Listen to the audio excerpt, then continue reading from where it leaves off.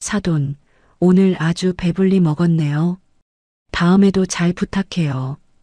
특대장어 6인분에 복분자주 4병을 비우고도 그 여자는 지갑 한 번 열지 않고 그렇게 웃으며 문을 나섰습니다. 제 친정엄마가 20해 동안 숯불 앞에서 등이 굽도록 지켜온 가게에서요. 저는 그날 카운터 서랍 깊은 곳에서 낡은 수첩 하나를 꺼냈습니다. 그 수첩이 1년 뒤 그 여자의 전 재산을 토해내게 만들 줄은 그때는 저도 몰랐습니다. 지금부터 시작하겠습니다. 저녁 7시 퇴근하자마자 정장도 못 갈아입고 달려간 엄마 가게는 그날도 숯불 연기로 자욱했습니다. 환풍기가 아무리 돌아도 그 매캐한 냄새는 머리카락에, 옷깃에, 살갗 깊은 곳까지 배어들었습니다. 저는 그 냄새를 10년 넘게 맡았습니다. 결혼하고 나서도 시댁 눈치를 보면서도 퇴근만 하면 습관처럼 이 가게로 발걸음이 향했으니까요. 주방 안쪽에서 엄마가 땀에 젖은 수건을 목에 두른 채 장어를 뒤집고 있었습니다. 58. 환갑이 코앞인 나이에 엄마는 여전히 그 무거운 불판 앞을 떠나지 못했습니다. 손목에는 파스가 겹겹이 붙어 있고 손가락 마디마디는 굵게 부어 있었습니다. 엄마, 손목이 또 이렇게 부었잖아. 제발 좀 쉬면서 해. 괜찮다니까. 이 정도는 아무것도 아니야. 너나 얼른 옷 갈아입어. 그 좋은 정장에 숯불 냄새 밴다. 엄마는 늘 그랬습니다. 본인 손목보다 제 정장 냄새를 더 걱정하는 사람이었습니다. 저는 앞치마를 두르고 홀로 나가려다 문 쪽에서 들려온 그 목소리에 그대로 굳었습니다. 어머나, 여기에요, 여기. 우리 며느리 친정 가게예요. 다들 들어와요. 오늘 배부르게 먹고 갑시다. 시어머니였습니다. 환갑을 앞둔 나이에도 늘 화려한 색의 등산복을 빼입고 다니는 그분이 그날도 새빨간 등산 재킷에 책 넓은 모자를 쓰고 가게 문을 밀고 들어왔습니다. 뒤로는 처음 보는 얼굴들이 우르르 따라 들어왔습니다. 산악회 사람들이라고 했습니다. 5명. 사돈, 우리 등산 뒤풀이 좀 하러 왔어요. 여기 장어가 그렇게 끝내준다면서요? 우리 며느리가 입이 닳도록 자랑하더라고요. 저는 며느리 자랑을 한 적이 없습니다. 자랑은커녕 시어머니 앞에서 친정 이야기를 꺼낸 기억조차 거의 없었습니다. 그런데도 시어머니는 늘 제 친정 가게를 본인 단골집처럼, 아니 본인 소유물처럼 떠벌리고 다녔습니다. 엄마는 주방에서 나오며 어쩔 줄 몰라 했습니다. 앞치마에 손을 닦으며 허리를 연신 굽혔습니다. 아이고 사돈, 어서 오세요. 이런 작은 가게까지 와주시고. 누추하긴 뭐가 누추해요. 자, 제일 비싼 걸로 주세요. 특대로요, 특대. 우리 사람들 입이 좀 고급이라 아무거나 못 먹어요. 그 사람은 메뉴판도 보지 않았습니다. 가격 따위는 애초에 관심이 없는 사람의 태도였습니다. 자리에 앉기도 전에 큰 소리로 주문부터 했습니다. 특대 5개, 아니 6개로 해요. 그리고 복분자주 비싼 걸로 있죠? 그거 일단 2병 가져와요. 오늘 제대로 먹어야죠. 홀에 있던 다른 손님들이 흘끔흘끔 쳐다봤습니다. 그 사람은 그 시선을 즐기는 사람이었습니다. 목소리는 점점 더 커졌고 산악회 사람들 앞에서 마치 본인이 이 가게 주인이라도 되는 양굴었습니다. 우리 사돈 손맛이 아주 기가 막혀요. 내가 며느리 하나는 잘 들였잖아요. 자, 다들 눈치 보지 말고 드세요. 오늘 배 터지게 먹고 가요. 저는 반찬을 나르며 입술을 꽉 깨물었습니다. 양껏 먹으라는 그 오늘의 비용이 누구 주머니에서 나가는지 시어머니는 단 한 번도 생각해 본 적이 없는 듯 했습니다. 특대장어 6마리가 불판 위에서 익어갔습니다. 한 마리에 68,000원. 6마리면 그것만 40만 원이 넘었습니다. 거기에 복분자주는 한 병이 추가될 때마다 18,000원씩 붙었습니다. 2병으로 끝날 리가 없었습니다. 저는 반찬을 나르고 빈 그릇을 치우고 추가 주문을 받으며 그 테이블을 끊임없이 오갔습니다. 며느라, 상추 좀 더 가져와. 마늘도 넉넉히. 아유, 며느리가 친정에서 이렇게 척척 움직이니까 보기 좋네. 시집 잘 온 보람 있지, 그렇지? 그러게요. 며느리 덕 제대로 보시네요. 사납게 한 여자가 맞장구를 쳤습니다. 그 말에 시어머니는 어깨가 한 뼘은 올라갔습니다. 며느리가 친정 가게에서 손님 시중을 드는 모습이 그 사람에게는 자랑거리였던 모양입니다. 저는 그 순간 손에 든 상추 접시를 그대로 엎어버리고 싶은 충동을 꾹 눌렀습니다. 복분자주는 결국 4병이 나갔습니다. 일행들은 거나하게 취해 얼굴이 벌개졌고 불판 위 장어는 흔적도 없이 사라졌습니다. 2시간 가까이 이어진 그 잔치가 끝나갈 무렵 시어머니가 자리에서 일어났습니다. 그리고 제가 10년을 봐온 그 익숙한 장면이 시작됐습니다. 자자, 회비는 나한테 내요. 한 사람씩 얼른. 그래, 고마워요. 내가 알아서 할게요. 시어머니는 산악회 사람들에게 일일이 돈을 받았습니다. 10,000원짜리 지폐가 시어머니 손으로 차곡차곡 모였습니다. 사람들은 잘 먹었다며 다음에 또 오자며 인사를 하고 하나둘 가게를 빠져나갔습니다. 저는 그 광경을 카운터 뒤에서 지켜봤습니다.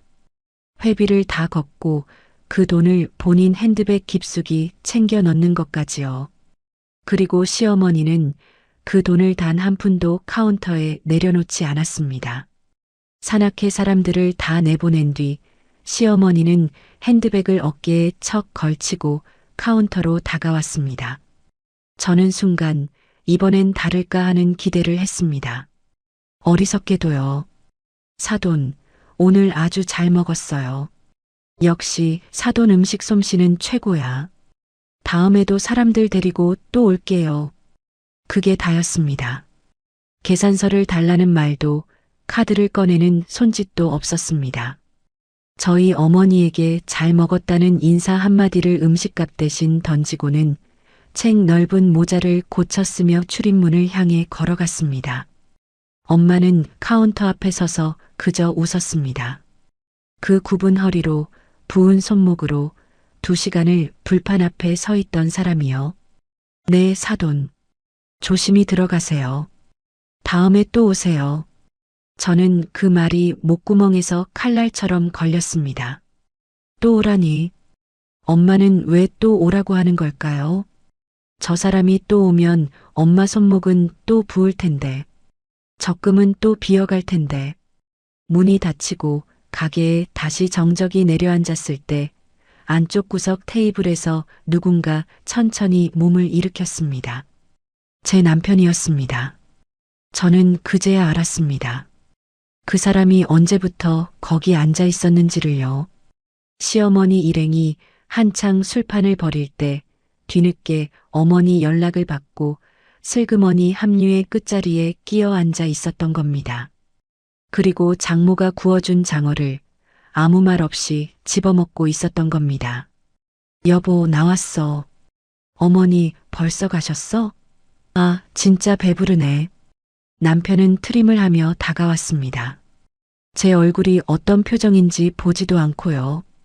당신 봤지? 어머니, 계산 안 하고 그냥 가신 거. 이게 몇 번째인지 알아? 에이, 또 돈 얘기야? 가족끼리 그걸 꼭 계산해야 해? 장모님도 좋아서 해주신 건데 당신이 왜 난리야? 좋아서. 그 말이 제 가슴을 후벼 팠습니다. 좋아서 손목이 부어가는 사람이 어디 있겠습니까? 좋아서 적금을 깨는 사람이 어디 있겠습니까? 엄마가 참는 건 좋아서가 아니라 그래야 딸인 제가 시집에서 미움받지 않을 거라고 믿었기 때문입니다. 가족끼리? 그럼 나도 시댁 가서 밥 먹고 돈 안 내고 그냥 나오면 돼? 그땐 당신도 웃을 수 있어? 또 왜 사람 피곤하게 만들어? 어머니가 친정 자랑해 주는 게 다 당신 체면 세워주는 거잖아. 장모님도 싫었으면 말했겠지. 당신도 좀 넓게 생각해. 저는 더 말하지 않았습니다. 이 사람과의 대화는 늘 이런 식으로 끝났습니다. 제가 부당함을 말하면 그 사람은 그걸 가족애로 포장해 도로 제 입을 막았습니다. 10년간 저는 그 포장지에 속아 입을 다물었습니다. 남편이 화장실에 간 사이 저는 카운터 서랍을 열었습니다.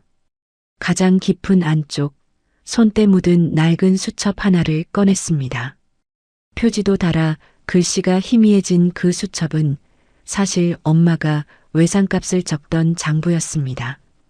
그런데 어느 날부터인가 저는 그 수첩에 다른 걸 적기 시작했습니다. 볼펜을 꺼내 꾹꾹 눌러 썼습니다. 날짜를 적고 그 아래 한 줄 한 줄 채워나갔습니다. 특대장어 6인분 41만 원, 복분자주 4병 7만 2천 원, 상차림과 추가 반찬까지 그날 시어머니가 먹고 간 모든 것의 값을 저는 마치 영수증을 끈 듯 정확하게 기록했습니다. 이런 페이지가 그 수첩 안에 이미 여러 장이었습니다. 작년 명절 다음 날 가족 외식이라며 데려온 7명, 봄에 개 모임이라며 데려온 8명, 그리고 온 집. 저는 그 모든 공짜 밥의 값을 단 한 끼도 빠짐없이 적어왔습니다. 누구에게 보여주려고 적은 건 아니었습니다. 그저 잊지 않으려고요. 언젠가 이걸 새말 날이 올 거라는 막연한 예감 같은 것이었는지도 모릅니다. 엄마, 이제 진짜 그만 받아. 제발. 저 사람들 다시는 이렇게 못 오게 해. 가게 문을 닫고 집으로 가는 길, 저는 엄마의 부어오른 손목을 주무르며 애원하듯 말했습니다. 엄마는 굽은 허리를 가볍게 두드리며 억지로 웃었습니다. 얘는 사돈한테 어떻게 그렇게 하니? 너 시집에서 흉 잡히면 엄마가 더 속상해. 며느리 친정이 야박하다 소리 들으면 되겠니? 엄마는 괜찮아. 장어 몇 마리 굽는 게 뭐 대수라고. 엄마의 그 말이 저는 세상에서 제일 무서웠습니다. 엄마는 본인이 짓밟히는 걸 짓밟힘으로 여기지 않았습니다. 그걸 딸을 지키는 일이라고 믿었습니다. 그 믿음이 엄마를 20년 동안 숯불 앞에 붙들어 맸습니다. 그날 밤 집에 돌아와 남편은 금방 골아떨어졌습니다. 코 고는 소리가 방을 채웠습니다. 낮에 장모가 구워준 장어를 배불리 먹고 아무 일도 없었다는 듯 잠든 그 얼굴을 저는 한참 내려다봤습니다. 저는 잠이 오지 않았습니다. 어둠 속에서 천장을 보며 생각했습니다.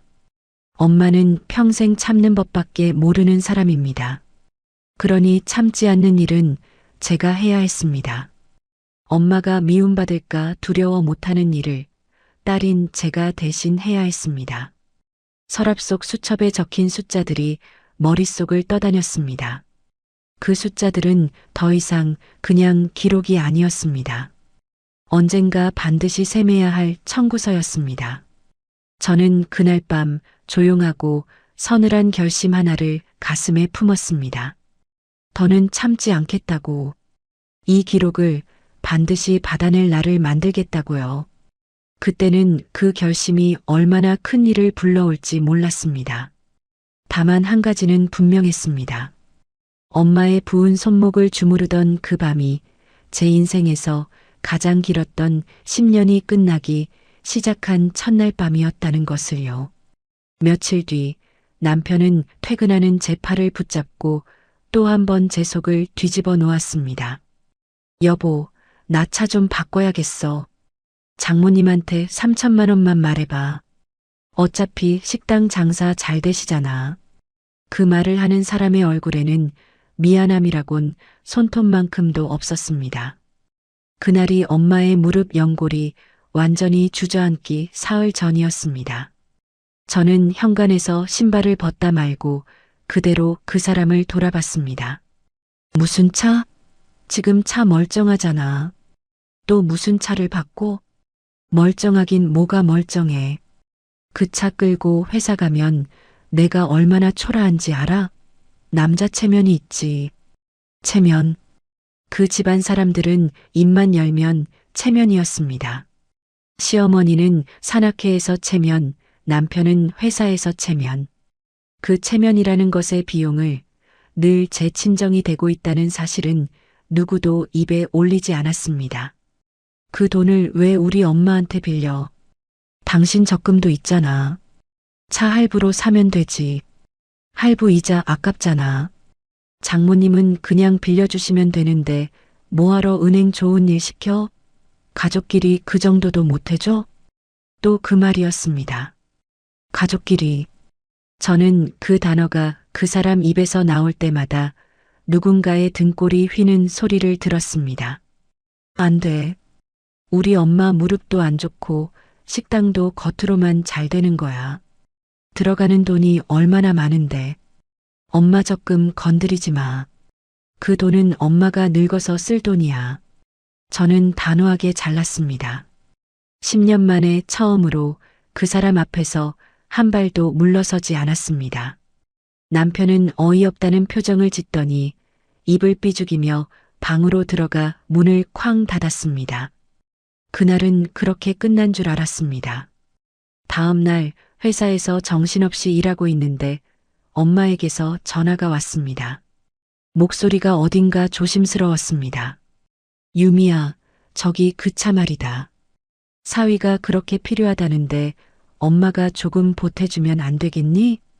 저는 손에 들고 있던 펜을 놓쳤습니다. 엄마, 그 사람이 엄마한테 갔어? 언제 갔어? 아니, 그게 아까 점심때 가게에 잠깐 들렀어. 앞치마 붙잡고 사정하더라. 차가 없으면 회사에서 너무 힘들다고. 사위기 좀 살려줘야 하지 않겠니? 저는 그 자리에서 일어났습니다. 손이 떨렸습니다. 그 사람은 제가 안 된다고 못 박은 바로 다음 날 회사 점심시간에 몰래 엄마 가게로 찾아간 겁니다. 딸이 거절한 돈을 장모를 직접 졸라 받아내려고요. 그것도 엄마가 가장 약한 부분, 사위기 살려줘야 한다는 그 마음을 정확히 찌르면서요. 엄마, 절대 안 돼. 나 지금 갈게. 아무것도 하지 말고 기다려. 은행 가지 마. 한 발짝도 움직이지 마. 알았지? 전화를 끊고 부장님께 양해를 구한 뒤 곧장 택시를 잡아탔습니다. 가는 내내 심장이 쿵쿵 뛰었습니다. 제발 늦지 않기를 빌었습니다. 그런데 가게에 도착했을 때 이미 늦은 뒤였습니다. 엄마는 카운터 앞에 앉아 있었고 그 앞에는 남편이 흡족한 표정으로 서 있었습니다. 엄마 손에는 은행 봉투가 들려 있었습니다. 그 안에 든 것이 무엇인지 저는 보지 않아도 알았습니다. 엄마, 그거 뭐야? 설마 적금 깬 거야? 엄마는 죄 지은 사람처럼 봉투를 등 뒤로 숨겼습니다. 아니, 그게 마침 만기가 다 되어 가서 사위가 급하다는데 엄마가 모른 척하기가. 이리 줘. 엄마 손에서 당장 나. 저는 엄마 손에서 봉투를 빼앗았습니다. 수표 한 장, 3천만 원짜리. 엄마가 20년간 숯불 앞에서 한 푼, 두 푼 모은 노후 자금이 종이 한 장으로 그 사람 손에 넘어가기 직전이었습니다. 오지연, 당신 지금 제정신이야? 내가 어제 분명히 안 된다고 했잖아. 저는 남편을 정면으로 노려봤습니다. 그 사람은 오히려 적반하장이었습니다. 왜 또 난리야? 장모님이 주신다는데 당신이 뭔데 막아? 당신 돈이야? 좋아서? 엄마 무릎 연골 다 다른 거 알아 몰라? 이 돈이 엄마 수술비고 노후 자금인 거 알아 몰라? 그걸 당신 차 사는데 쓰겠다고? 수술은 무슨 수술이야? 장모님 저렇게 멀쩡하시잖아. 당신 진짜 야박하다. 친정엄마가 사위 좀 살려주겠다는데 딸이라는 사람이 앞을 막아? 저는 더 이상 참지 않았습니다. 봉투를 카운터에 탁 내려놓고 가방에서 종이와 펜을 꺼냈습니다. 좋아. 그렇게 빌리고 싶으면 빌려. 대신 차용증 써. 남편의 얼굴색이 변했습니다. 차용증? 가족끼리 무슨 차용증이야. 사람을 빚쟁이 취급해? 방금까지 가족끼리 못 빌려주냐며. 빌려주는 건 가족이고 갚는 건 남이야? 갚을 생각 있으면 차용증 쓰는 게 뭐가 무서워. 저는 그 사람을 억지로 테이블 앞에 앉혔습니다. 그리고 종이 위에 또박또박 썼습니다.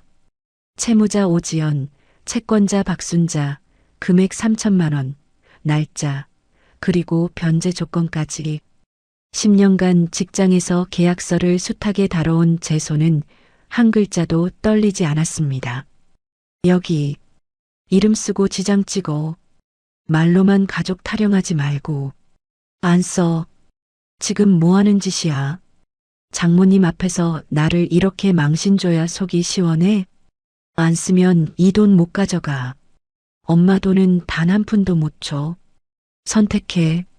차용증 쓰고 빌려가든가 그냥 빈손으로 나가든가. 남편은 한참을 씩씩거렸습니다. 엄마는 옆에서 안절부절 못하며 유미야, 사위 자존심도 있는데 왜 이렇게까지 하니 하고 제 팔을 잡아 끌었습니다. 하지만 저는 꿈쩍하지 않았습니다. 결국 그 사람은 욕설에 가까운 말을 중얼거리며 마지못해 종이에 이름을 쓰고 엄지에 인주를 묻혀 지장을 찍었습니다. 붉은 지장이 종이 위에 선명하게 찍히는 순간 저는 그 종이를 곧바로 챙겨 가방 깊숙이 넣었습니다. 그때만 해도 이 종이 한 장이 1년 뒤 법정에서 그 사람의 발목을 잡으리라고는 그 사람도 저도 짐작하지 못했습니다. 진짜 독하다 너. 친정 돈이라고 아주 유세 떠는구나. 우리 어머니가 너 이러는 거 보면 가만 안 계실 거다. 남편은 수표를 챙겨 들고 그렇게 비아냥거리며 가게를 나갔습니다. 문이 닫히고 나서 엄마는 한숨을 푹 쉬며 카운터에 기댔습니다. 유미야, 그래도 너무 모질었다. 사위 자존심도 좀 세워줘야지. 남자가 밖에서 기가 죽으면 안 되잖니. 엄마, 자존심 챙겨야 할 사람은 엄마야. 이 돈이 어떤 돈인데. 다음부터는 절대로 그 사람한테 돈 주지 마. 나한테 먼저 말해. 꼭. 엄마는 대답 대신 굽은 허리를 두드리며 다시 주방으로 향했습니다. 저녁 장사를 준비해야 한다고요. 저는 엄마를 말리고 싶었지만 엄마는 손님이 곧 들 시간이라며 한사코 불판 앞에 섰습니다. 그날 저녁 일이 터졌습니다. 손님이 몰려 정신없던 시간, 엄마가 묵직한 장어 불판을 양손에 들고 주방에서 홀로 나오던 길이었습니다.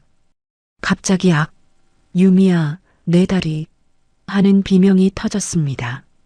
저는 반찬을 나르다 말고 소리가 난 쪽으로 고개를 획 돌렸습니다. 엄마가 불판을 떨어뜨린 채 바닥에 주저앉아 있었습니다. 뜨거운 숲과 장어가 사방에 흩어졌고 손님들이 놀라 일어섰습니다. 엄마는 무릎을 부여잡고 일어나지 못했습니다. 얼굴이 새하얗게 질려 식은땀을 줄줄 흘리고 있었습니다. 엄마 어디야? 무릎이야? 움직이지 마. 내가 잡고 있어. 저는 달려가 엄마를 부축했지만 엄마는 무릎을 조금만 움직여도 비명을 질렀습니다. 저는 곧바로 119를 불렀습니다. 구급차가 오는 그 몇 분이 몇 시간처럼 느껴졌습니다. 엄마는 제 손을 꽉 잡고 괜찮아. 엄마 괜찮아. 너 놀라지 마 하고 떨리는 목소리로 말했지만 그 손이 얼마나 차갑던지요. 병원 응급실. 엑스레이와 검사를 마친 의사가 저를 따로 불렀습니다. 모니터에 엄마의 무릎 사진이 띄워져 있었습니다. 보호자분, 환자분 무릎 연골이 거의 남아있지 않습니다. 오래전부터 닳아있던 걸 계속 무리해서 쓰신 것 같아요. 지금 상태로는 인공관절 수술을 받지 않으면 앞으로 제대로 걷기 어려우실 수 있습니다. 더 미루면 위험합니다. 저는 그 자리에서 다리에 힘이 풀렸습니다. 차가운 병원 복도 의자에 주저앉아 손으로 입을 틀어막고 소리 죽여 울었습니다. 20년이었습니다. 엄마가 그 무거운 불판을 들고 숯불 앞에 선 세월이요.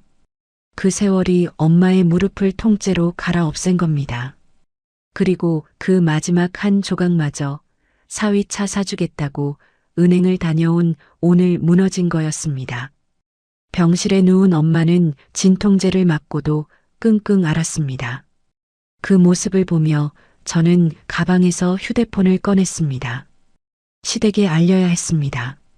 사돈이 쓰러져 큰 수술을 앞두고 있다는 소식을요.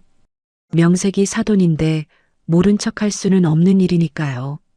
시어머니가 전화를 받았습니다. 어머니, 저 유미예요. 저희 친정엄마가 무릎 때문에 응급실에 왔어요. 인공관절 수술을 받아야 한대요. 큰 수술이라서요. 수화기 너머에서 잠깐의 침묵이 흘렀습니다. 그리고 돌아온 대답은 제 슬픔을 한순간에 얼려버렸습니다. 아유, 그래요? 그거 참 안 됐네. 그런데 사돈 그 양반 원래 튼튼하시잖아. 며칠 쉬면 또 일어나시겠지. 요즘은 무릎 아프다고 다들 수술부터 한다더라. 그나저나 우리 지연이 차는 골랐대요? 저는 귀를 의심했습니다. 사돈이 걷지 못할 수도 있다는데 그 사람의 관심은 아들 차였습니다. 단 한마디의 위로도 안부도 없었습니다. 네, 잘 골랐대요. 저는 더 듣고 싶지 않아 그렇게 대답하고 전화를 끊었습니다. 그날 가게 문에 임시 휴업 안내문을 붙이며 저는 깨달았습니다. 제 슬픔이 어느새 다른 것으로 변해 있다는 걸요. 엄마 무릎 사진을 처음 봤을 때 차오르던 그 뜨거운 눈물은 시어머니의 그 한마디를 듣고 난 뒤 서늘하게 식어 있었습니다. 눈물은 사람을 무력하게 만들지만 분노는 사람을 움직이게 만듭니다. 저는 그날 더 이상 울지 않기로 했습니다. 휴업 안내문을 붙인 그 유리문에 비친 제 얼굴은 10년 동안 본 적 없는 차가운 얼굴이었습니다. 엄마는 병상에서 잠들었습니다. 저는 그 곁을 지키며 가방 속 차용증을 만졌습니다. 붉은 지장이 손끝에 만져졌습니다. 그리고 서랍 속에 두고 온 그 낡은 수첩을 떠올렸습니다. 청구서.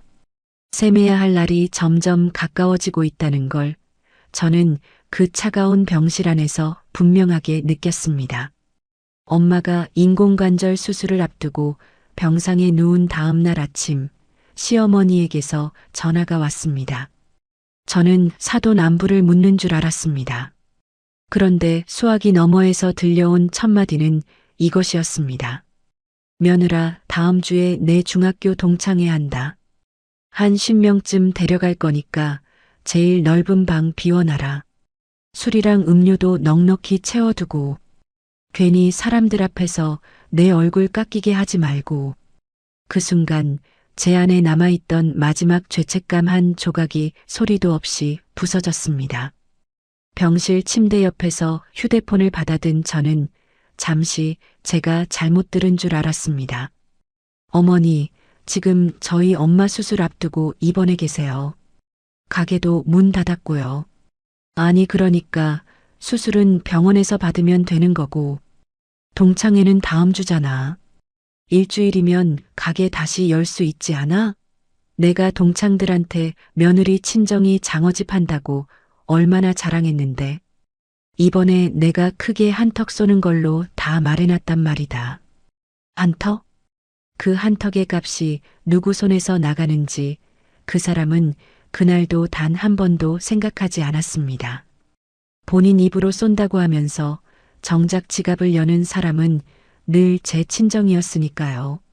어머니, 저희 엄마 지금 제대로 걷지도 못하세요. 장어를 어떻게 구워요? 아, 사돈이 못하면 네가 하면 되잖아. 아니면 사람을 쓰든가. 그건 너희 사정이고 나는 이미 말 다 해놨어. 쉰명이다. 제일 좋은 장어로 특대로 준비해놔. 술은 그 비싼 복분자주 그거 박스로 채워놓고 음료수도 빠지면 안 된다. 알았지? 저는 침대에 누운 엄마를 봤습니다.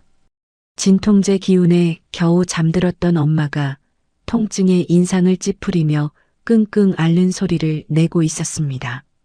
무릎에는 두꺼운 보조기가 채워져 있었습니다.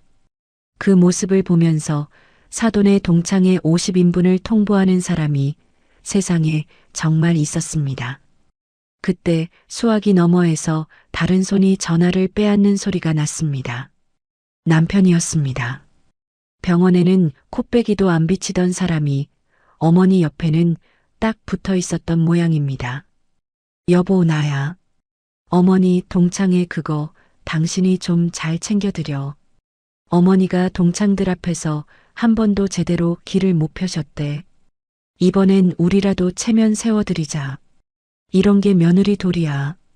괜히 일 크게 만들지 말고. 며느리 도리. 그 사람은 끝까지 그랬습니다. 시어머니의 만행을 효도라는 이름으로, 며느리의 마땅한 도리라는 이름으로 포장했습니다. 그 포장지에 10년을 속았던 저였지만 이제는 아니었습니다. 그 포장지 너머가 너무도 또렷하게 보였습니다. 저는 병상에 누워 앓는 엄마의 얼굴을 한참 바라봤습니다. 그리고 제 안에서 마지막까지 저를 망설이게 했던 것, 그러니까 그래도 시댁인데, 그래도 남편인데 하는 그 마지막 죄책감이 그 순간 완전히 사라지는 걸 느꼈습니다. 마음이 오히려 고요해졌습니다. 저는 떨리는 목소리를 애써 가다듬었습니다. 그리고 10년 만에 가장 상냥한 목소리로 대답했습니다. 네, 어머니. 알겠어요. 다음 주 동창회 날 가장 좋은 장어로 50인분 준비해 둘게요. 복분자주도 박스로, 음료수도 넉넉히요. 어머니 동창분들 실망하지 않게 제일 좋은 걸로 정성껏 차려놓겠습니다. 꼭 잊지 못하게 해드릴게요. 수화기 너머에서 시어머니의 만족스러운 웃음소리가 터졌습니다. 그래, 그래야 우리 며느리지. 사람은 가끔 쓴소리도 들어야 정신을 차린다니까. 호호. 그날 내 얼굴만 세워줘. 그럼 됐다. 전화를 끊었습니다. 옆에서 듣고 있던 엄마가 통증 속에서도 눈을 떠 저를 걱정스럽게 봤습니다. 유미야, 너 혼자서 무슨 50인분을 하니? 안 된다고 하지 그랬어. 엄마가 어떻게든 일어나서. 엄마, 걱정하지 마. 엄마는 손가락 하나 안 될 거야. 그날 50인분 내가 책임지고 준비할게. 어머니 동창분들 평생 못 잊을 상으로 차려드릴 거야. 저는 엄마의 손을 꼭 잡고 말했습니다. 제 목소리가 너무 차분해서였을까요? 엄마는 오히려 더 불안한 눈빛을 했습니다. 하지만 저는 동창회 날 무슨 일이 벌어질지까지는 설명하지 않았습니다. 가게를 정리해야 한다는 말만은 엄마에게 해야 했지만 그 함정까지 알면 엄마가 또 말릴게 뻔했으니까요. 엄마는 여전히 본인이 짓밟히는 것보다 딸이 시집에서 미움받는 걸 더 무서워하는 사람이었으니까요. 엄마가 다시 잠든 뒤 저는 병실을 나와 화장실로 향했습니다. 거울 앞에 섰습니다. 거울 속에 제 얼굴은 며칠 사이 헬쑥해져 있었지만 눈빛만은 서늘하게 가라앉아 있었습니다. 더 이상 울지 않는 눈이었습니다.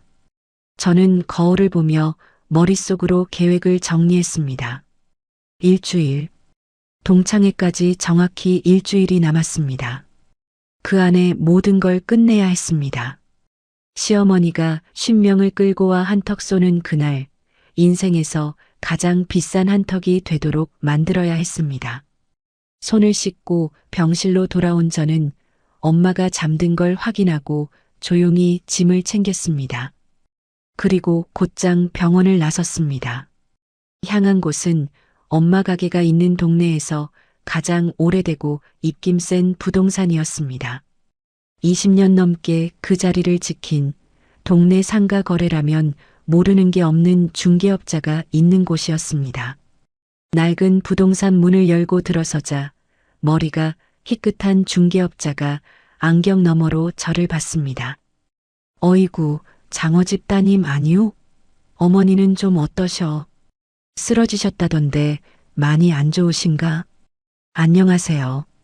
사장님, 그 일 때문에 왔어요. 엄마 가게 내놓으려고요. 중개업자가 안경을 고쳐 썼습니다. 내놔? 그 자리 목 좋아서 권리금 꽤 받을 텐데. 근데 갑자기 왜 그래? 급하게 결정할 일은 아닌데. 어머니랑은 얘기했어? 천천히는 안 돼요. 조건이 있어요. 저는 그 앞에 앉아 똑바로 그를 봤습니다.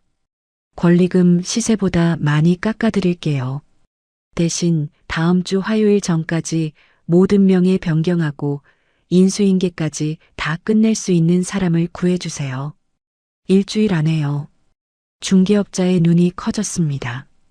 일주일? 그건 너무 급한데. 권리금을 깎는다고? 그 자리 권리금이 얼만데 그걸 그렇게 넘겨.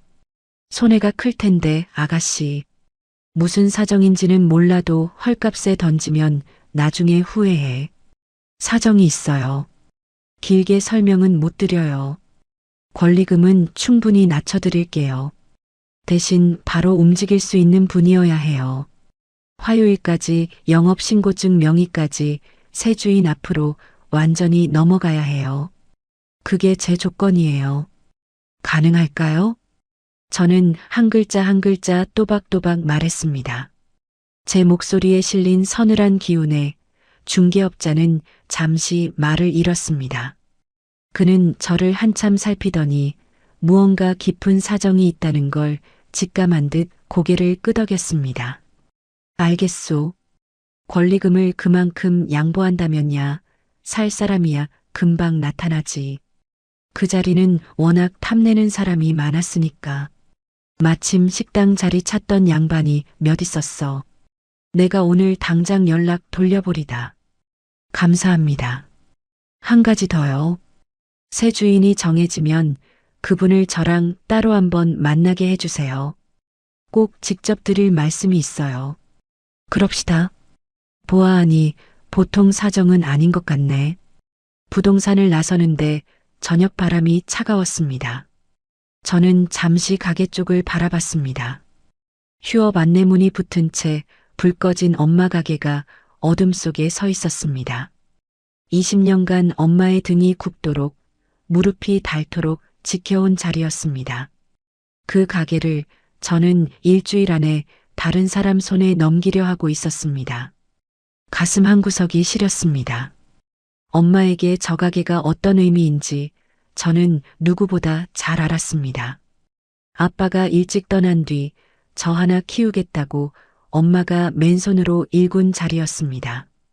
엄마의 청춘이, 엄마의 건강이, 엄마의 모든 것이 저 숯불 연기 속에 녹아 있었습니다. 하지만 그래서 더 저는 저 가게를 처분해야 했습니다. 저 가게가 있는 한 엄마는 계속 돌아갈 테니까요. 무릎이 다 닳고도 손목이 다 부어도 사돈 동창회라는 말 한마디에 또 불판 앞에 설 사람이 우리 엄마였으니까요. 엄마를 저 숯불에서 떼어내는 유일한 방법은 저 가게 자체를 엄마 손에서 떼어내는 것뿐이었습니다.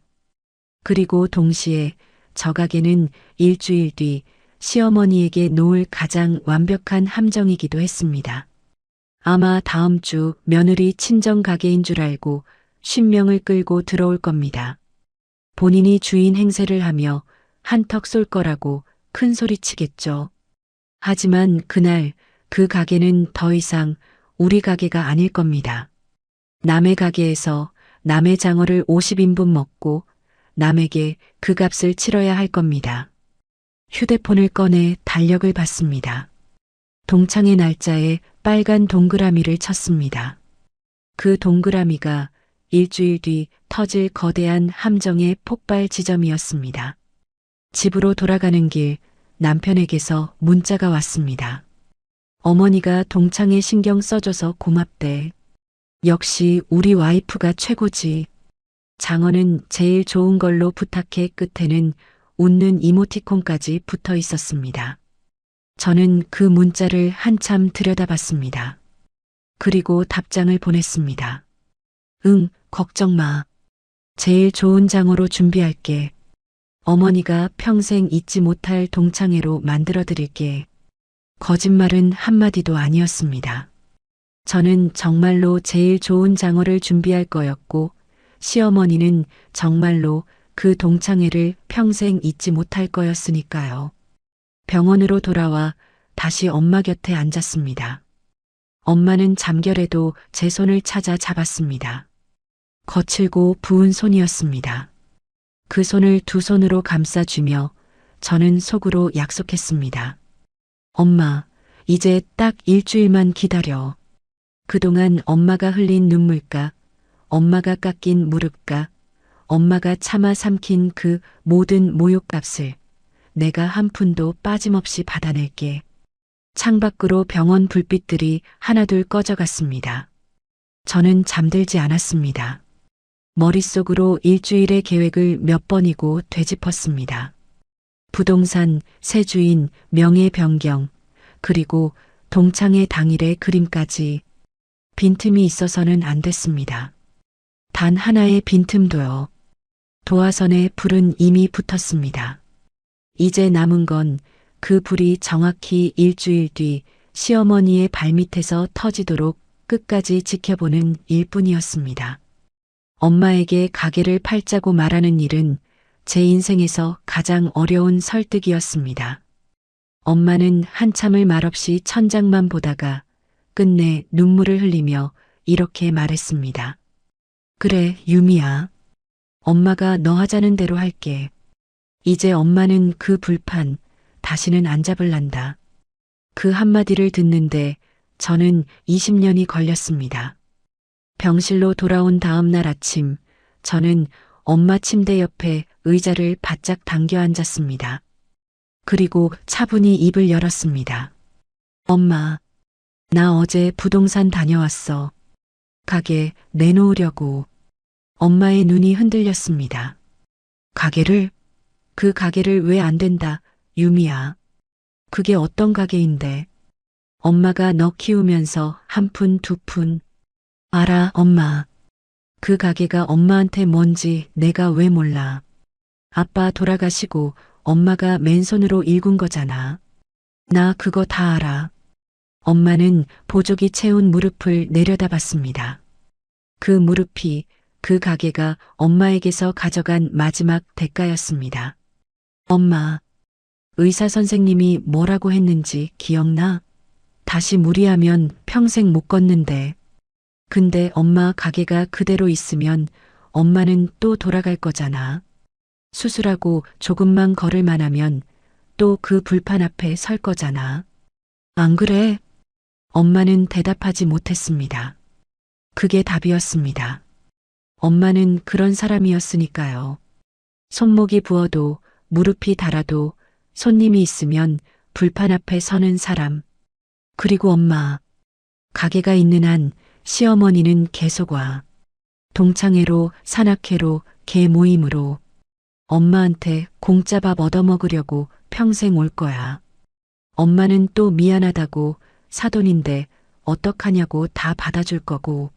나 그걸 더는 못 보겠어. 엄마의 눈에 눈물이 차올랐습니다. 저는 엄마의 손을 잡았습니다. 엄마, 가게 팔고 그 돈으로 엄마 수술 받자. 그리고 엄마, 이제 좀 쉬자. 평생 한 번도 안 쉬었잖아. 딱 한 번만 엄마 자신을 위해서 살아보자. 응?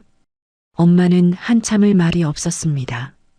창밖을 보다가 제 손을 보다가 다시 무릎을 보다가 그러더니 결국 고개를 끄덕였습니다. 굵은 눈물이 베개로 떨어졌습니다. 그래, 유미야. 엄마가 너 하자는 대로 할게. 이제 그 불판 다시는 안 잡을란다. 엄마가 너무 오래 너 고생시켰지. 아니야, 엄마. 고생은 엄마가 했지. 이제 내가 할게.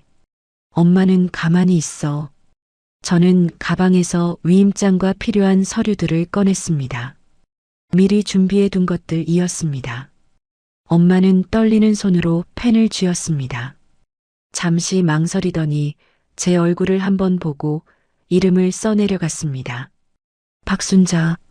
그 세 글자가 20년 세월의 마침표였습니다. 그날부터 일은 빠르게 진행됐습니다. 동창회 사흘 전 부동산에서 연락이 왔습니다. 조건에 맞는 매수자를 찾았다고요.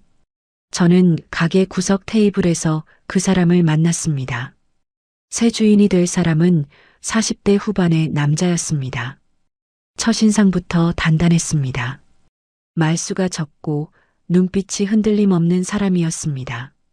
식당을 여러 해 운영해 본 경험이 있다고 했습니다. 권리금을 이렇게까지 깎아주시는 이유가 있을 텐데요. 솔직히 말씀해 주시죠. 뭔가 사정이 있는 것 같은데. 그가 먼저 물었습니다. 원칙을 중요하게 여기는 사람 특유의 직설적인 말투였습니다. 저는 잠시 망설이다 솔직하게 털어놨습니다. 시어머니가 다음 주 동창회 10명을 끌고 와 공짜 밥을 먹으려 한다는 것. 엄마가 그동안 얼마나 시달려 왔는지. 그래서 가게를 넘기는 거라고요. 이야기를 듣던 그 남자의 표정이 점점 굳어갔습니다. 그러더니 그가 짧게 한숨을 쉬었습니다. 저도 압니다. 그런 손님. 예전에 제가 하던 가게에서요. 단체로 와서 실컷 먹고 계산할 때 되니까 사장 어디 갔냐. 우리가 단골인데 이 정도도 안 해주냐. 이러면서 행패 부리던 사람들. 그날 일 생각하면 지금도 속이 끓습니다. 그는 무전취식 진상 손님에게 시달린 경험이 있는 사람이었습니다. 그래서였을까요? 제 이야기에 누구보다 깊이 공감했습니다. 사장님, 그래서 부탁이 있어요. 권리금 깎아드리고 단골 명단이랑 비품도 전부 그대로 넘겨드릴게요. 대신 그날 정상 영업해 주세요. 그분들이 시키는 대로 최고급 장어 50인분, 술, 음료 다 내주시고요. 그리고 식사가 끝나면 정당하게 식대를 청구해 주세요. 단 한 푼도 깎지 말고요. 그가 저를 똑바로 봤습니다. 그러니까 그 손님은 여기가 여전히 따님 친정 가게인 줄 알고 온다는 거죠? 근데 그날은 이미 제 가게고. 네. 그 사람은 본인이 한턱 쏘는 줄 알고 큰 소리 치면서 들어올 거예요.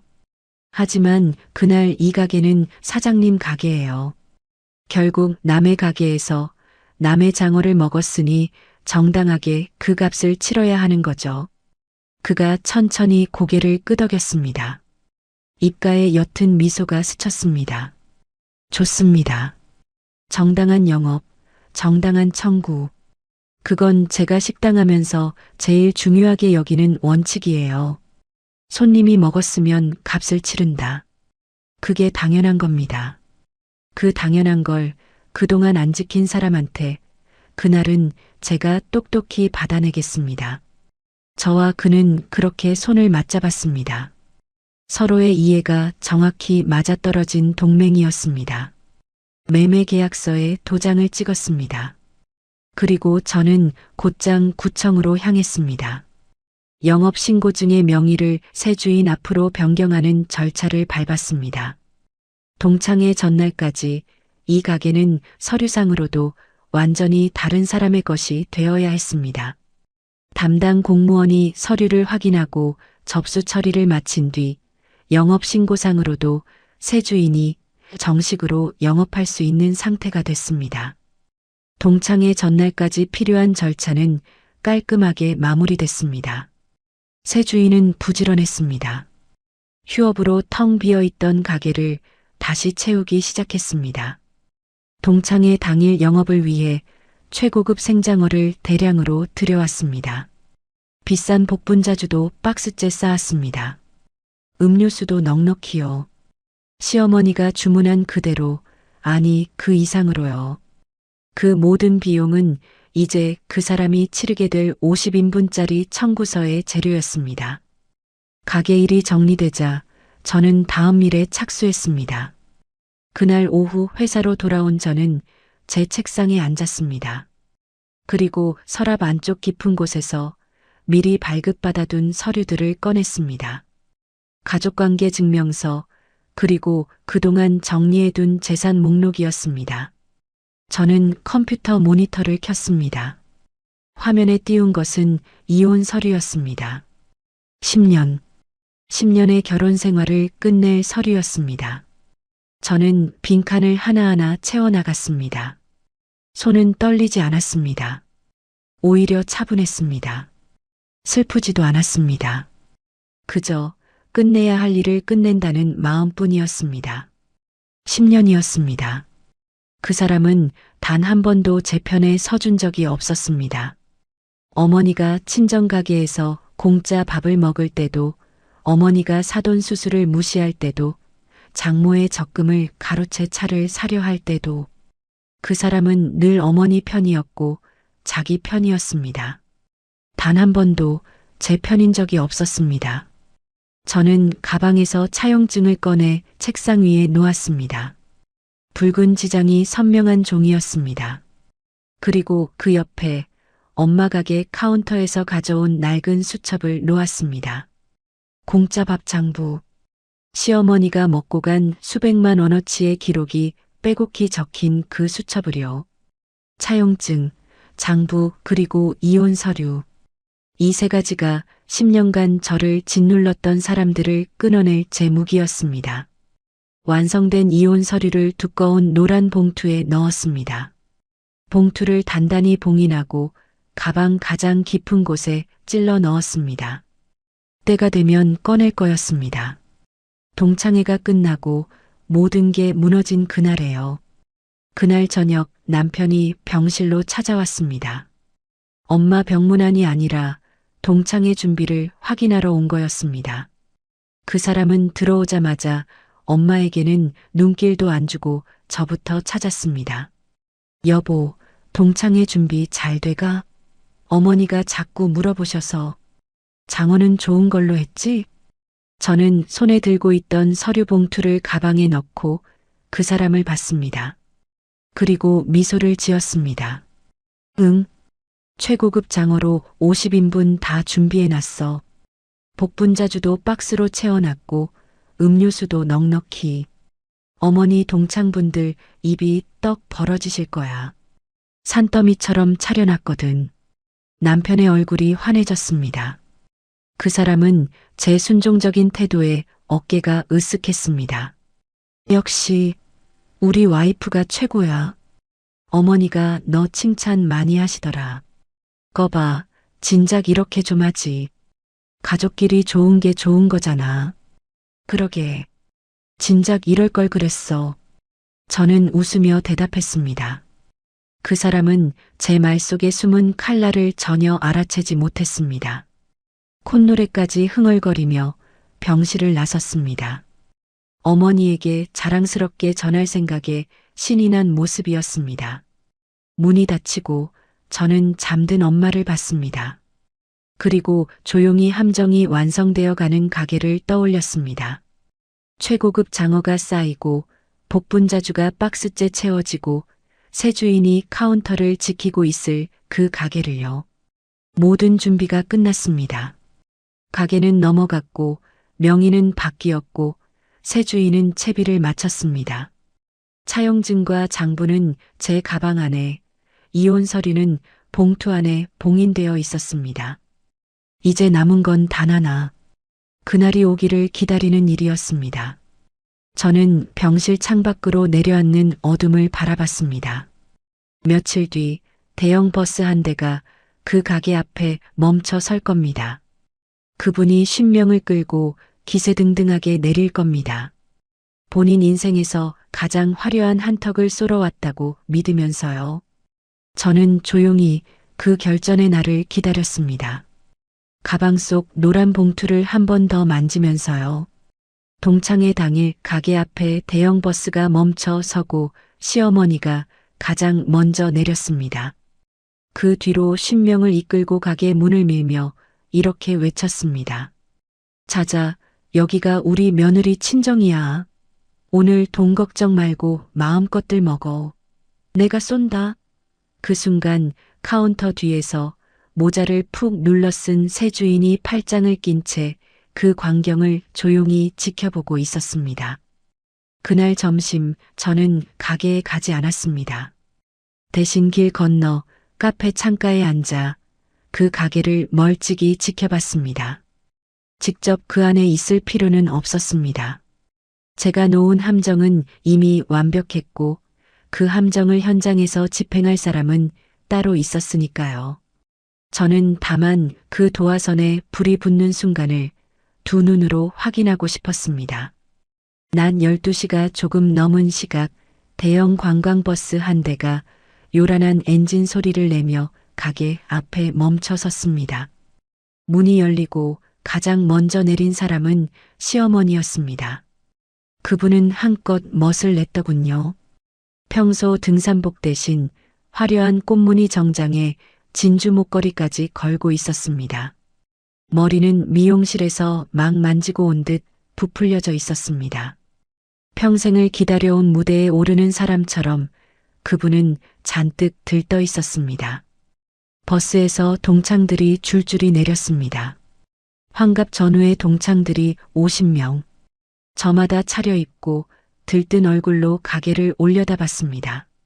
시어머니는 그들 앞에 서서 마치 개선장군처럼 가게 문을 활짝 열어젖혔습니다. 자, 다들 들어와요. 여기가 그 유명한 데야. 우리 며느리 친정에서 하는 장어집.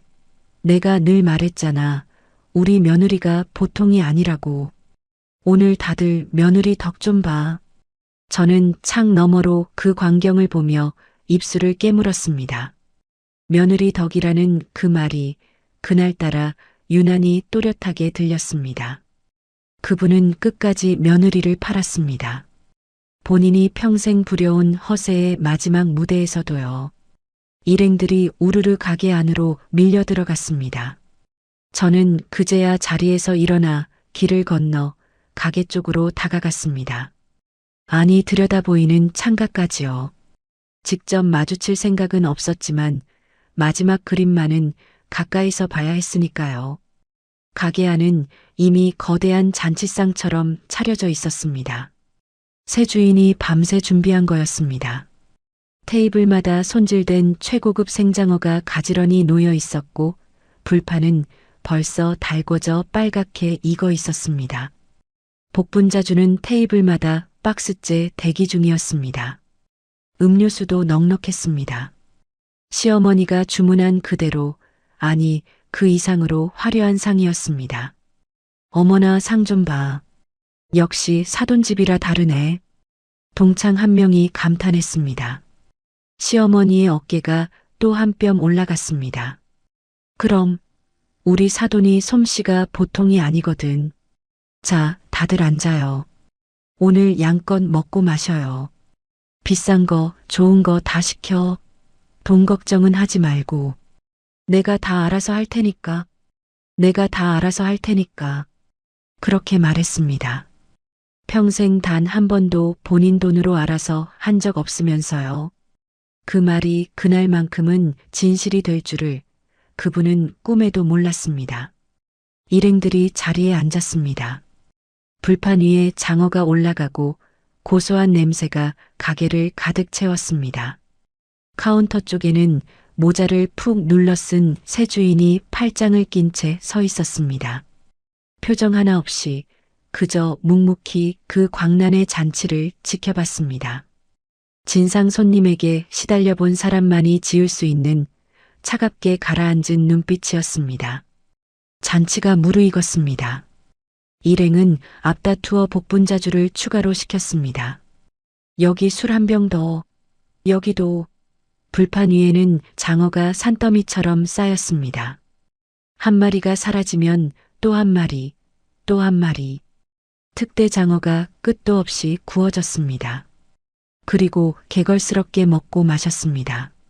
시어머니는 테이블을 돌아다니며 술을 따르고 동창들의 칭찬을 한 몸에 받으며 들떠 있었습니다.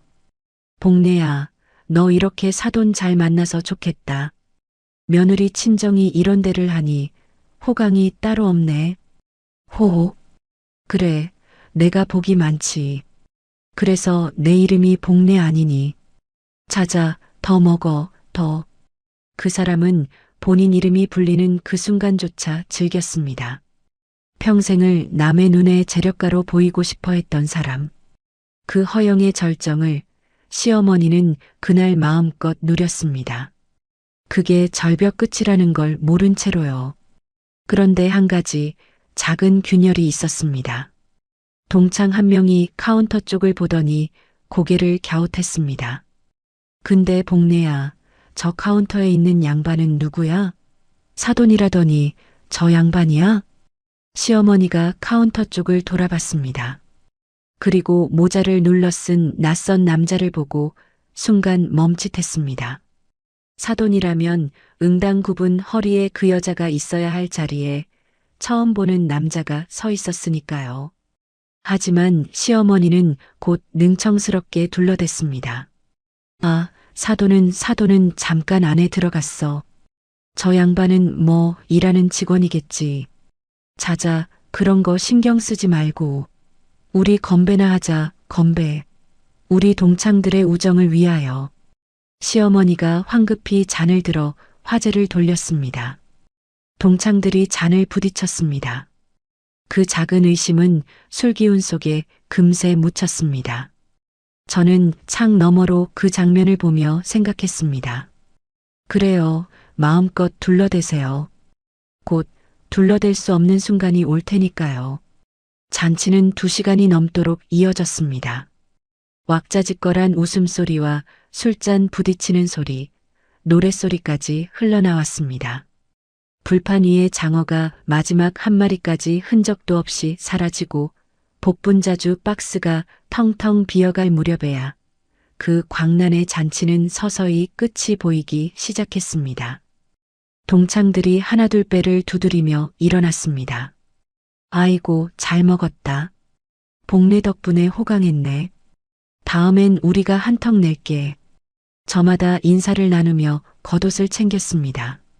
시어머니도 만족스러운 얼굴로 자리에서 일어났습니다. 진주 목걸이를 매만지고 꽃무늬 정장 자락을 정돈하며 출입문을 향해 걸어갔습니다. 당연하다는 듯 단 한 번도 지갑을 열 생각 없이요. 그분에게 이 가게는 여전히 며느리 친정이었고 계산은 늘 그래왔듯 사돈 앞으로 달아두면 그만인 곳이었으니까요. 시어머니가 이 카운터 앞을 막 지나치려던 그 순간이었습니다. 지금껏 입을 굳게 다물고 있던 새 주인이 천천히 팔짱을 풀었습니다. 그리고 한 걸음 앞으로 나서며 시어머니의 앞길을 가로막았습니다. 손님, 계산하고 가셔야죠. 그 한마디에 가게 안이 일순 조용해졌습니다. 막 나가려던 동창들도 멈춰서서 카운터 쪽을 돌아봤습니다. 시어머니의 표정이 살짝 굳었습니다. 하지만 곧 그분 특유의 뻔뻔한 미소가 다시 떠올랐습니다. 저는 창밖에서 그 미소를 봤습니다. 평생을 허세로 살아온 사람이 지을 수 있는 마지막 여유로운 미소였습니다. 그 미소가 잿빛으로 변하기까지 이제 단 1분이 남아 있었습니다. 저는 가방 안에서 진동하는 휴대폰을 꺼냈습니다. 화면에는 시어머니라는 세 글자가 떠 있었습니다. 저는 깊게 숨을 한번 들이쉬고 통화 버튼을 눌렀습니다. 그토록 오래 기다려온 순간이 마침내 시작되고 있었습니다. 처음 보는 직원이 앞을 가로막자 시어머니는 태연하게 휴대폰을 꺼내 저에게 전화를 걸었습니다. 그리고 평생 그래왔듯 너스레를 떨었습니다. 며느라, 사돈께 오늘 장어 잘 먹었다고 전해드려라. 밥값은 그냥 사돈 앞으로 달아놓으라 하고 저는 그 말을 끝까지 들은 뒤 또박또박 대답했습니다. 네, 어머니, 저희 가게 저번 달에 넘겼는데요. 전화기 너머로 한순간 정적이 흘렀습니다. 저는 길 건너 창가에서 그 정적이 시어머니의 얼굴 위로 번지는 걸 똑똑히 봤습니다. 휴대폰을 귀에 댄 채 멈춰선 표정이 천천히 일그러지기 시작했습니다. 뭐, 넘겨? 그게 무슨 소리야? 가게를 넘겼다니. 여기가 너희 친정 가게잖아.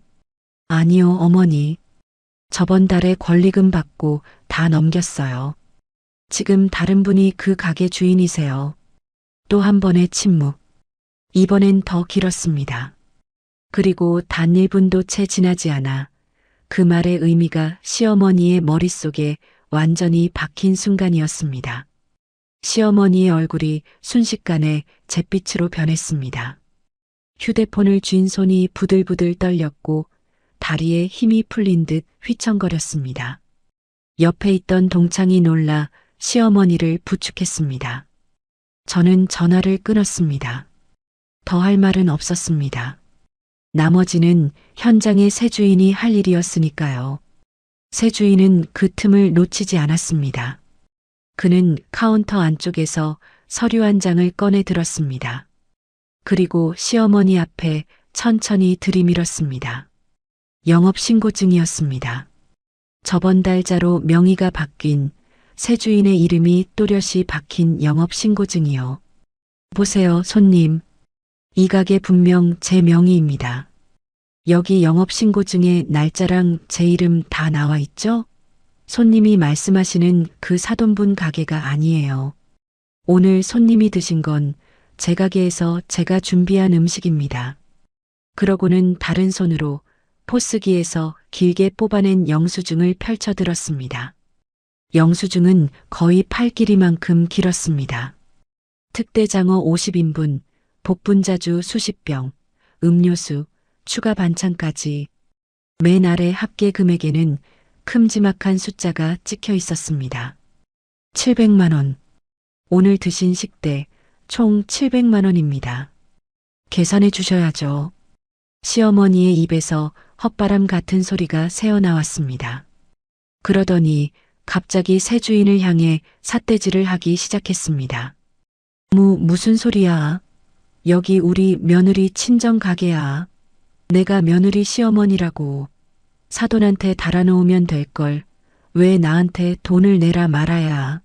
당신 뭐야 대체. 목소리가 커질수록 시어머니의 손은 더 떨렸습니다. 허세로 버티려 했지만 이미 잿빛이 된 얼굴은 감출 수가 없었습니다. 새 주인은 한 발도 물러서지 않았습니다. 말씀하신 사돈 가게였던 건 저번 달까지고요. 그 뒤로 제가 인수해 지금은 제 가게입니다. 영업신고증 보여드렸잖아요.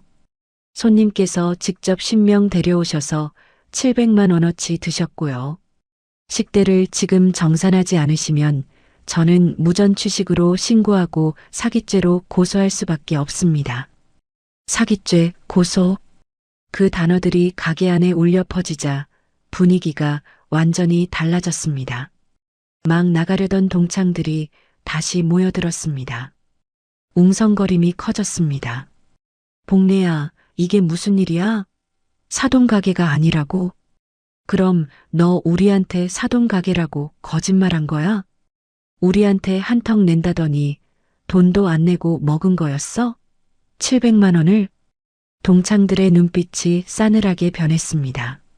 조금 전까지 복래 덕분에 호강했다던 사람들이 이제는 시어머니를 향해 손가락질하기 시작했습니다. 아이고 망신스러워. 우리가 무전취식한 꼴이 됐잖아. 복래, 너 평생 허풍 떨더니 결국 이런 일까지 벌여. 창피해서 원. 나 먼저 갈래. 이런데 엮이기 싫어. 가게 안은 순식간에 아수라장이 됐습니다. 일부는 시어머니를 비난하고 일부는 황급히 빠져나가려 했습니다. 시어머니는 그 한가운데서 어쩔 줄 몰라 발만 동동 굴렀습니다. 평생 쌓아온 재력과 행세가 단 1분 만에 700만 원 무전취식 허풍선이로 무너지는 순간이었습니다. 새 주인이 휴대폰을 꺼내 들었습니다. 안 되겠네요. 경찰에 신고하겠습니다.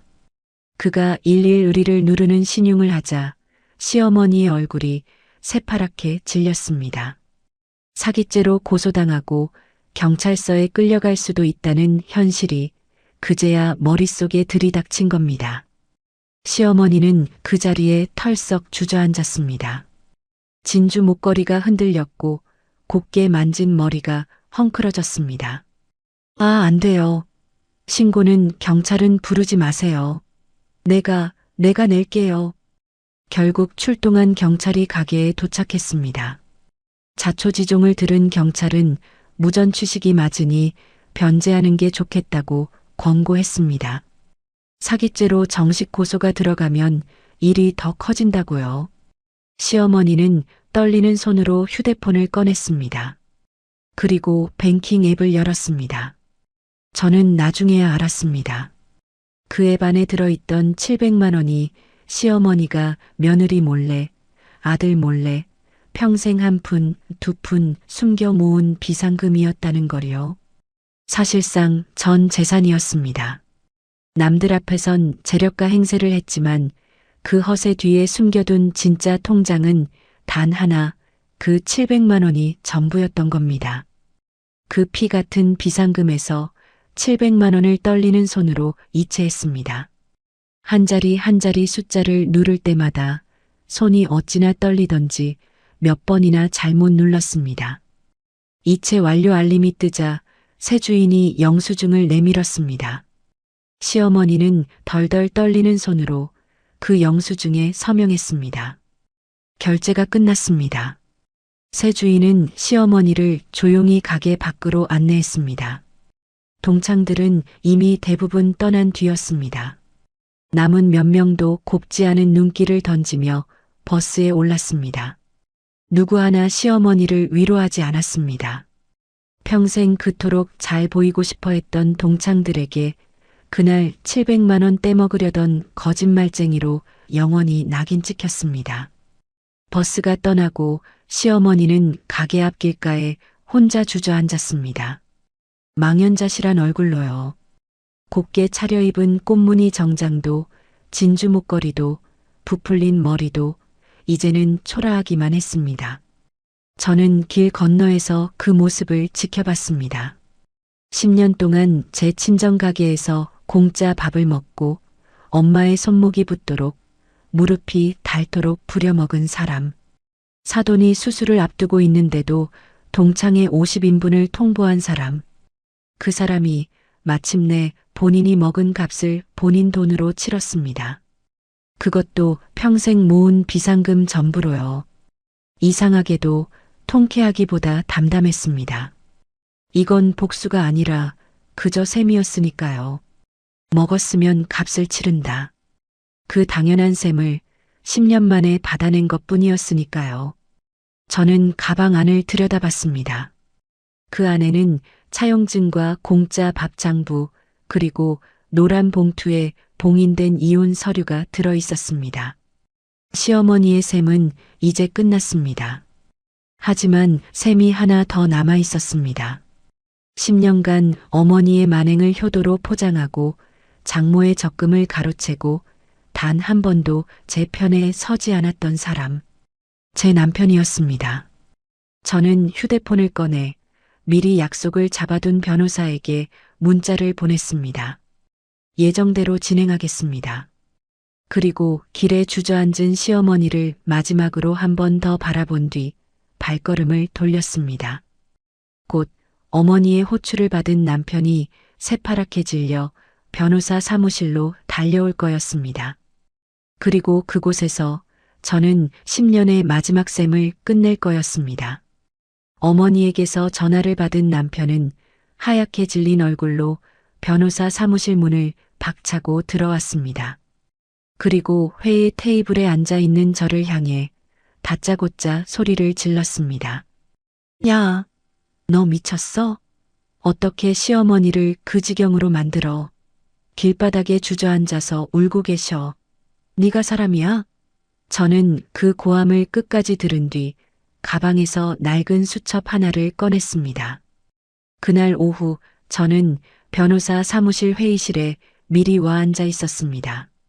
제 옆에는 사건을 맡은 변호사가 차분히 서류를 정리하고 있었습니다. 시어머니가 길바닥에 주저앉은 지 1시간쯤 지났을 무렵 시어머니는 곧장 아들에게 전화를 걸었던 모양입니다.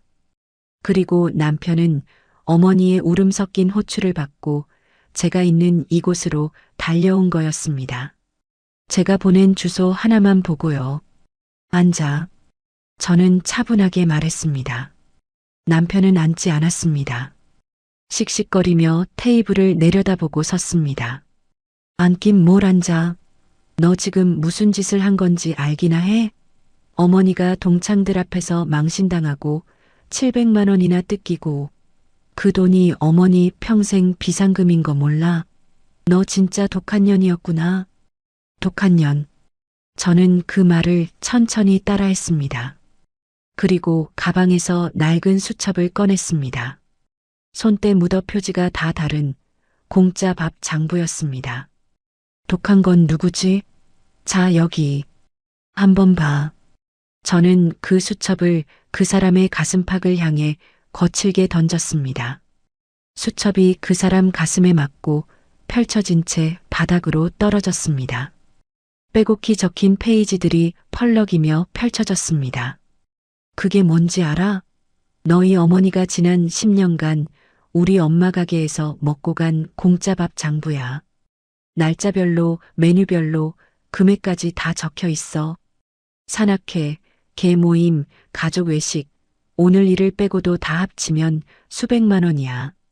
우리 엄마가 그거 단 한 번도 받은 적 없어. 그게 독한 거야? 남편이 흩어진 종이들을 내려다봤습니다. 그 사람도 알고 있었습니다. 어머니가 장모 가게에서 늘 공짜로 먹었다는 걸요. 그저 모른 척했을 뿐이었습니다. 늘 그래왔듯이요. 저는 다시 가방에 손을 넣었습니다. 이번엔 차용증이었습니다. 붉은 지장이 선명하게 찍힌 그 종이를 테이블 위에 탁 올려놨습니다. 그리고 이거 기억나? 네가 직접 지장 찍은 차용증 3천만 원. 우리 엄마 노후 적금 깨서 내 차 산 돈. 갚을 거라며 지장 찍었지? 그거 갚을 때 됐어. 대여금 반환 청구 소송 들어갈 거야. 이자까지 한 푼도 빠짐없이. 남편의 얼굴이 굳었습니다. 그 사람은 그 차용증을 그냥 형식적인 종이라고 생각했던 모양입니다. 가족끼리 쓴 거니까 진짜로 갚으라고는 안 할 거라고요. 하지만 그 종이는 법적으로 완벽한 효력을 가진 채권 증서였습니다. 차용증? 그건 그냥 네가 화나서 쓰라고 한 거잖아. 진짜 받으려고. 진짜 받을 거야. 그게 차용증의 목적이니까. 빌렸으면 갚아.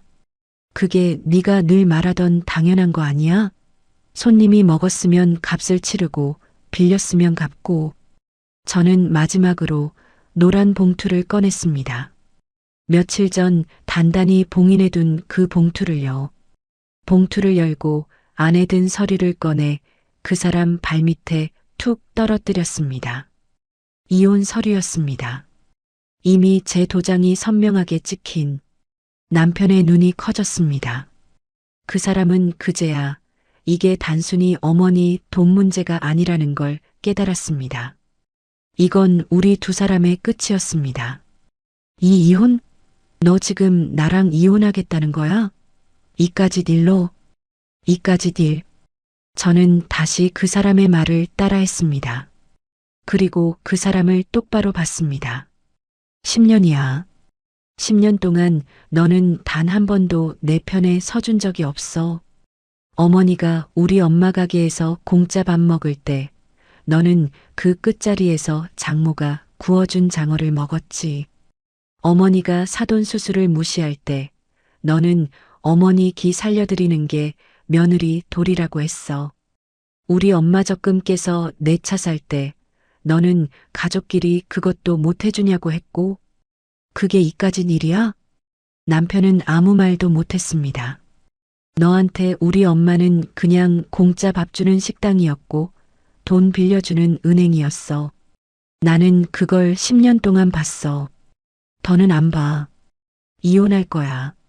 차용증의 근거에서 빌려준 돈은 대여금, 반환 청구로 한 푼까지 다 돌려받을 거고 이혼이랑 위자료는 별도로 진행할 거야. 그제야 그 사람은 사태의 심각성을 깨달은 듯 했습니다. 갑자기 무릎을 꿇었습니다. 조금 전까지 저를 독한 년이라 부르며 고래고래 소리치던 사람이요. 여보, 내가 잘못했어. 잘못했어. 응? 어머니가 좀 그러시긴 했어도 우리가 이렇게까지 할 필요는 없잖아. 차용증, 그거 내가 어떻게든 갚을게. 이혼은 하지 말자. 응? 우리 10년을 살았는데. 내가 다 고칠게. 어머니도 내가 말릴게. 제발. 그 사람은 제 바짓가랑이를 붙잡으려 했습니다. 저는 한 발 물러서며 단호하게 그 손을 뿌리쳤습니다. 늦었어. 10년 동안 기회는 충분했어. 내가 그만 좀 하자고 할 때마다 너는 가족끼리 왜 이러냐고 내 입을 막았지. 그 10년이 기회였어. 이제 와서 무릎 꿇는 거 너무 늦었어. 여보, 제발. 나 그 돈 당장 갚으라면 신용불량자 돼. 회사도 잘릴지 몰라. 어떻게 살라고. 그건 네가 빌린 돈이잖아. 네가 갚아야지. 우리 엄마는 그 돈 빌려주고 무릎이 무너졌어. 너는 그 돈 안 갚으면 신용불량자가 되는 거고. 셈이 맞네. 저는 차갑게 말했습니다. 그 사람은 바닥에 주저앉아 무어라 더 애원하려 했습니다. 하지만 그 순간 변호사 사무실 직원들이 다가왔습니다. 난동을 부리려는 그 사람을 복도 밖으로 내보냈습니다. 여보, 이러지 마. 우리 다시 얘기하자고. 어머니가 잘못했어. 내가 다 갚을게. 여보. 복도 밖에서 그 사람의 고함이 점점 멀어졌습니다. 저는 돌아보지 않았습니다. 문이 닫히고 회의실에 정적이 내려앉았습니다. 변호사가 바닥에 흩어진 장부와 차용증, 이혼 서류를 조심스레 주워 정리했습니다. 잘 마무리하셨습니다. 차용증이 워낙 명확해서 대여금 반환 청구는 거의 확실하게 인용될 겁니다. 이혼과 위자료도 사유가 충분하고요. 걱정 안 하셔도 됩니다. 저는 고개를 끄덕였습니다. 그리고 천천히 자리에서 일어났습니다. 복도로 나서자 직원들에게 붙들려 있던 그 사람이 바닥에 주저앉아 있었습니다. 그제야 본인에게 남은 게 무엇인지 깨달은 얼굴이었습니다. 갚아야 할 3천만 원의 차용금, 그리고 곧 날아올 이혼 소장. 그게 10년 결혼 생활의 끝에 그 사람 손에 남은 전부였습니다. 저는 그 사람을 지나쳐 사무실을 나섰습니다. 한 번도 뒤돌아보지 않았습니다. 건물 밖으로 나서자 늦은 오후에 햇살이 쏟아졌습니다. 저는 잠시 그 자리에 서서 깊게 숨을 들이쉬었습니다. 10년이었습니다. 10년 동안 제 어깨를 짓눌렀던 무거운 족쇄가 그 순간 완전히 벗겨지는 게 느껴졌습니다. 가게에서 공짜 밥을 나르던 저녁들, 어머니의 너스레를 견디던 밤들, 엄마의 부은 손목을 주무르며 삼켰던 울음들, 그리고 단 한 번도 제 편이 아니었던 남편의 등, 그 모든 것이 이제 제 등 뒤로 멀어졌습니다. 저는 휴대폰을 꺼내 엄마에게 전화를 걸었습니다. 엄마는 며칠 전 무사히 수술을 마치고 회복 중이었습니다. 엄마, 나야. 다 끝났어. 이제 진짜 다 끝났어. 수화기 너머에서 엄마의 떨리는 목소리가 들렸습니다. 무어라 말을 잇지 못하고 그저 울고 있었습니다. 저도 눈시울이 뜨거워졌습니다. 하지만 그 눈물은 더 이상 억울함의 눈물이 아니었습니다. 엄마, 이제 우리 둘이 살자. 아무 눈치도 안 보고 아무한테도 시달리지 않고. 응? 저는 그렇게 말하며 햇살 속으로 걸음을 옮겼습니다. 10년 만에 제 발걸음이 처음으로 가벼웠습니다. 3개월 후 햇살 좋은 전원주택 마당에서 엄마가 화초에 물을 주며 저를 향해 환하게 웃었습니다. 유미야, 오늘은 일찍 왔네. 저녁에 찌개 끓여놨어. 그 평범한 한마디가 저는 세상에서 제일 듣고 싶었던 말이었습니다. 숯불 연기도 부은 손목도 누구의 눈치도 없는 곳에서요. 엄마가 처음으로 엄마 자신을 위해 사는 곳에서요. 식당을 처분하고 받은 권리금은 생각보다 든든했습니다. 권리금을 깎아주긴 했지만 워낙 목 좋은 자리였던 데다 단골 명단과 비품까지 함께 넘긴 덕에 적지 않은 돈이 남았습니다. 저는 그 돈과 제가 모아둔 돈을 보태 도심을 벗어난 외곽의 작지만 햇살이 잘 드는 전원주택을 전세로 얻었습니다. 마당이 있고 텃밭이 있고 무엇보다 숯불 연기가 없는 집이었습니다. 엄마는 인공관절 수술을 무사히 마쳤습니다. 처음엔 재활이 더뎌 걱정했지만 석 달이 지난 지금은 지팡이 없이도 마당을 천천히 걸을 수 있게 됐습니다. 의사는 경과가 아주 좋다고 했습니다. 조금만 더 회복하면 가벼운 산책도 무리 없을 거라고요. 20년 만에 엄마의 손목에서 파스가 사라졌습니다. 굵게 부어있던 손가락 마디도 많이 가라앉았습니다. 무엇보다 달라진 건 엄마의 얼굴이었습니다. 숯불 앞에서 늘 찌푸리고 있던 그 고단한 얼굴 대신 이제는 평화로운 미소가 자리 잡았습니다. 그날 저녁 저는 회사에서 일찍 퇴근해 집으로 향했습니다. 마당에 차를 세우자 화초에 물을 주던 엄마가 저를 보고 환하게 웃었습니다. 유미야, 오늘 일찍 왔네. 무슨 좋은 일 있어? 저는 차에서 꽃다발을 들고 내렸습니다. 엄마, 나 승진했어. 팀장 됐어. 엄마의 얼굴이 환해졌습니다. 물뿌리개를 내려놓고 두 팔을 벌렸습니다. 저는 엄마 품에 꽃다발을 안겨드렸습니다. 아이고, 우리 딸. 장하다, 장해. 그렇게 고생하더니 엄마가 다 안쓰러워서 고생은 무슨, 이제 시작인걸. 엄마, 나 일도 잘하고 돈도 잘 벌어. 걱정 마. 이혼은 깔끔하게 마무리됐습니다. 사유가 명백했던 데다 위자료도 인정받았습니다. 대여금 반환 청구 소송에서도 남편은 보기 좋게 패소했습니다. 차용증이 워낙 명확했으니까요. 그 사람은 3천만 원의 이자까지 고스란히 갚아야 했습니다. 엄마의 노후 자금이었던 그 돈은 한 푼도 빠짐없이 엄마에게 돌아왔습니다. 저녁 식탁에는 장어 대신 소박하지만 정갈한 된장찌개가 올랐습니다. 엄마가 직접 끓인 거였습니다. 평생 남을 위해 음식을 굽던 엄마가 이제는 우리 둘이 먹을 찌개를 천천히 정성껏 끓였습니다. 식탁 옆에는 서류철 하나가 놓여 있었습니다. 700만 원 변제 영수증과 차용증 사본, 그리고 소송 서류들을 정리해 둔 거였습니다. 저는 그걸 굳이 치우지 않았습니다. 그건 우리가 받아낸 셈의 증거였고 다시는 그 시절로 돌아가지 않겠다는 다짐 같은 거였으니까요. 엄마, 잘 먹겠습니다. 많이 먹어. 우리 딸 좋아하는 두부 많이 넣었어. 우리는 마주 앉아 수저를 들었습니다. 누구의 눈치도 보지 않고요. 시어머니가 언제 들이닥칠까 조마조마하지 않아도 되고 남편이 또 무슨 무리한 요구를 할까 긴장하지 않아도 되는 식탁이었습니다. 그저 모녀 둘이서 환하게 웃으며 밥을 먹었습니다. 그 평범함이 우리에게는 10년 만에 처음 누리는 사치였습니다. 밥을 먹다가 엄마가 문득 말했습니다.